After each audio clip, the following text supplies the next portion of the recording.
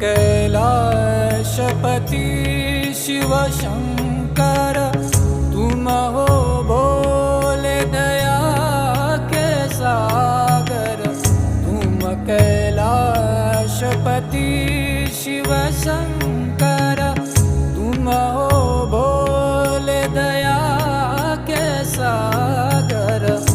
दूर करो सब दुख हमारे, दूर करो सब दुख हमारे।